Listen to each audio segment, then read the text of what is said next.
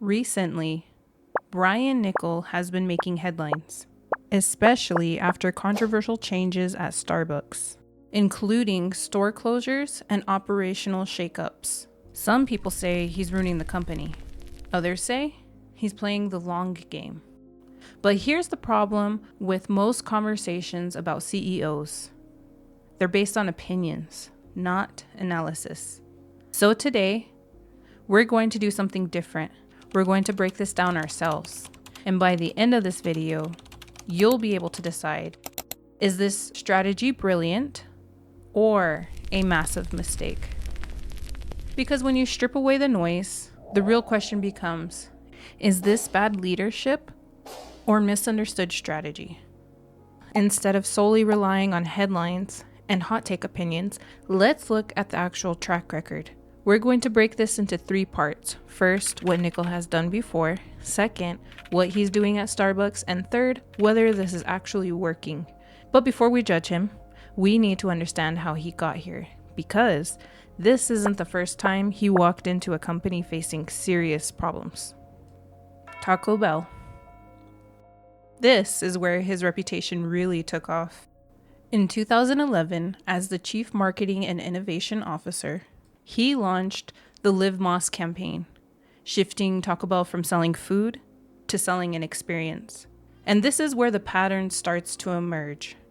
Niccol keeps coming back to one thing, the customer experience.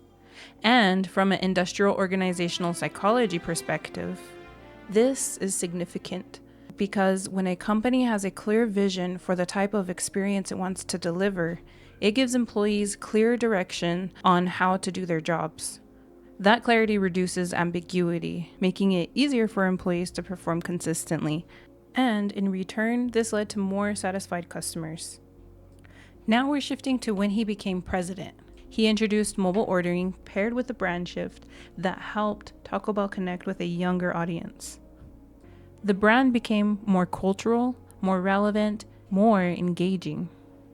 And then came the products.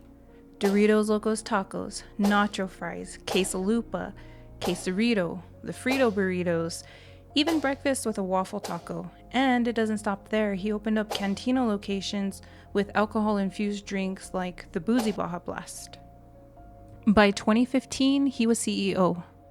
And while Taco Bell was already popular, under Niccol, growth accelerated. One of the defining moments, the Doritos Locos Taco. Over 1 billion sold in its first year. But this wasn't just about the menu. Taco Bell leaned heavily into digital social media and bold marketing. And it worked. Same-store sales surged, one of the most important metrics in retail, because it shows real performance at existing stores, not just growth from opening new ones. In other words, this wasn't just expansion, it was execution. The momentum led to over 2,000 new stores and positioned Taco Bell as one of the top performing brands within Yum Brands. But Niccol's next challenge would be very different. Chipotle. In 2018, he became CEO of Chipotle. And this wasn't a growth story, it was a recovery story. The company was coming off of major food safety crises, E. coli and norovirus. That had severely damaged the brand and resulted in a $25 million fine.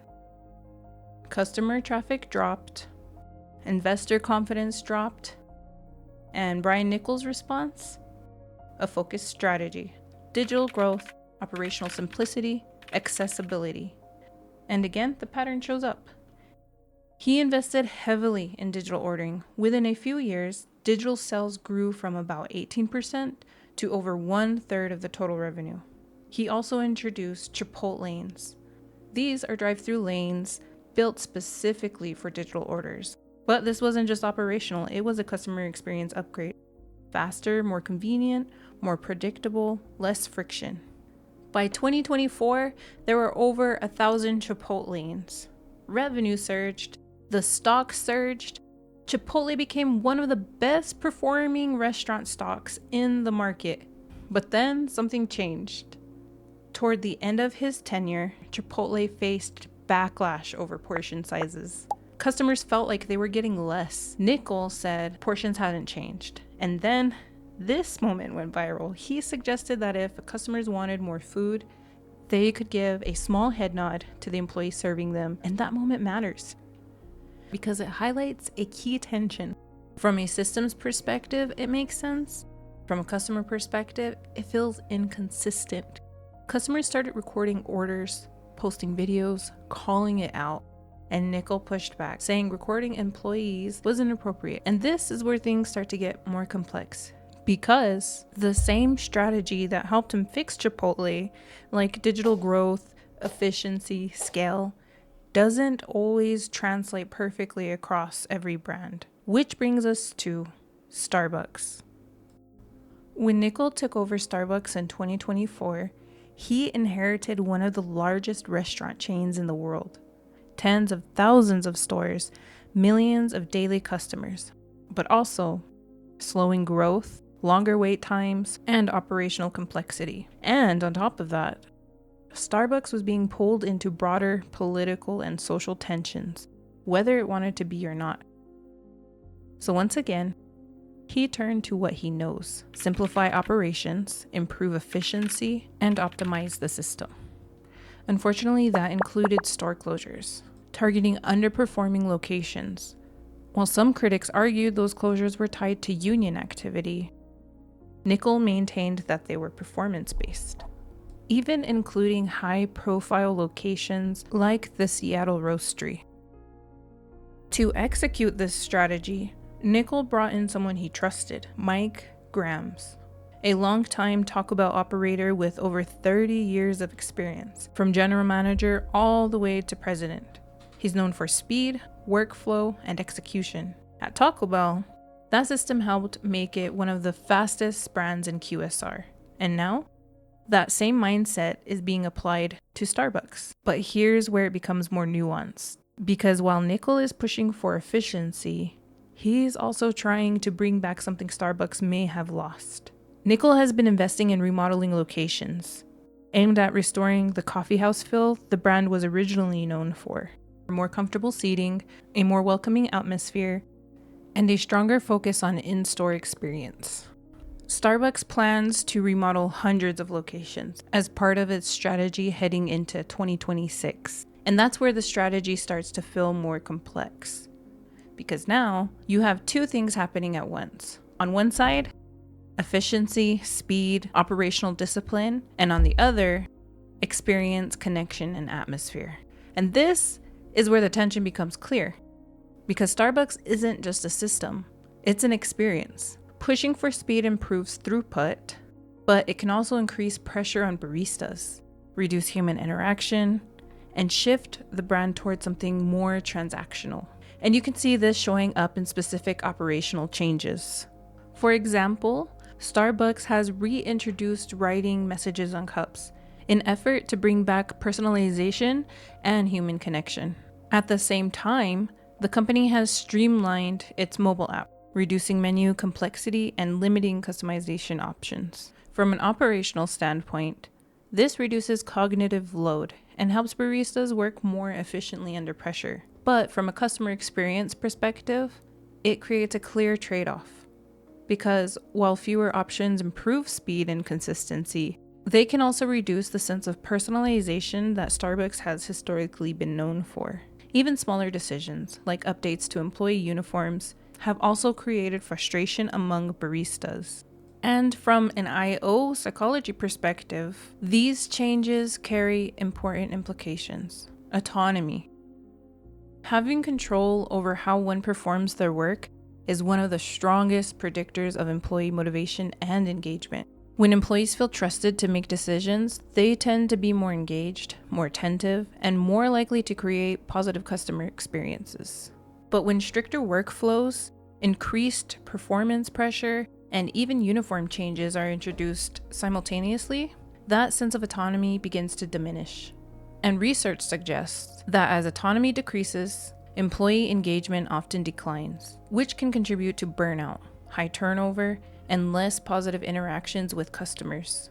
At that point, it starts to feel less like empowerment and more like control.